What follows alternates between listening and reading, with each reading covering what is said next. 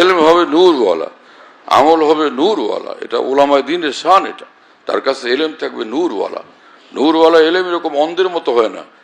অন্ধকার রাতে যেরকম হাতায়, এদিকে হাতায় এদিকে হাতায়, কি যে আলেম দ্বীনের নিকট নূর নাই সে অন্ধের মতো হাতাইতেছে দ্বীনের কথাবার্তা, দ্বীনের জিনিসগুলো।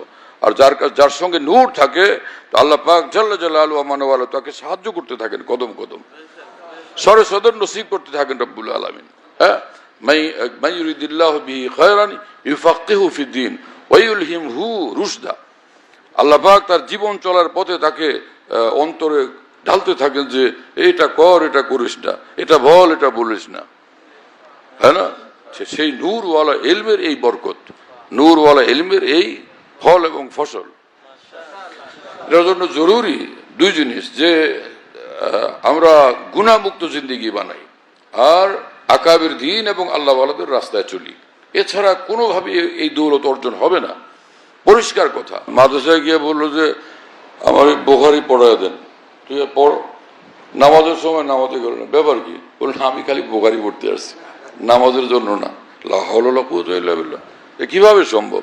হ্যাঁ, তো যে ইলমে দ্বীন শিখবে সঙ্গে সে ইসলাম যে আমল শিক্ষা দেয় সে আমলও শিখবে, আমলের জিন্দিগিও বানাবে। আমলের মানে এই না যে খালি পাগড়ি পরা, খালি আতর লাগানো, সুরমা লাগানো এবং জুব্বা পরা। এর আমলের অর্থ যে ভিতর বাইরে সবকিছু একদমই আল্লাহ সন্তুষ্টির মোতাবেক বানানো। বাইরের আমল, ভিতরের আমল, অন্তরের আমল সবটাকে আল্লাহর সন্তুষ্টির মোতাবেক বানানো। একটা হলো মুদারিস, বইগুলো কিতাবগুলো পড়াইতে পারে, এগুলো শিক্ষক পণ্ডিত সে। কিন্তু আলেম দ্বীন হইতে হলে আল্লাহর ভয় দ্বারা সমগ্র জীবন এবং জীবনের প্রতিটি মুহূর্ত নিয়ন্ত্রিত থাকতে হবে।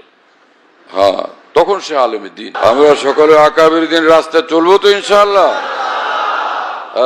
আকাবির বিরোধী কারো পথে কোনোভাবেই না চলা, কারো কথা না শোনা ইনশাআল্লাহ তাআলা। এদের বই পুস্তকও না পড়া, এদের বয়ানও না শোনা, এদের কথাও না শোনা। যারা আকাবিরের বিরুদ্ধে কথাবার্তা বলে সব গুমরাহি এগুলি, কথা বুঝুন নেই।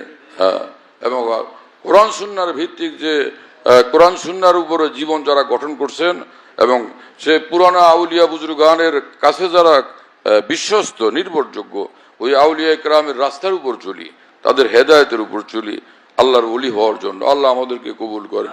সকলে নজর হেফাজত করবো ইনশাআল্লাহ তাআলা, গীবত থেকে বাঁচবো ইনশাআল্লাহ।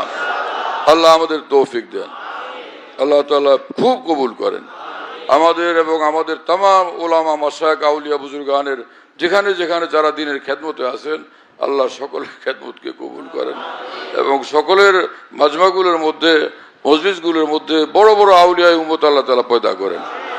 আকাবির দ্বীনের উপর উৎসর্গিত হন এরকম মানুষ পয়দা করেন আল্লাহ তাআলা।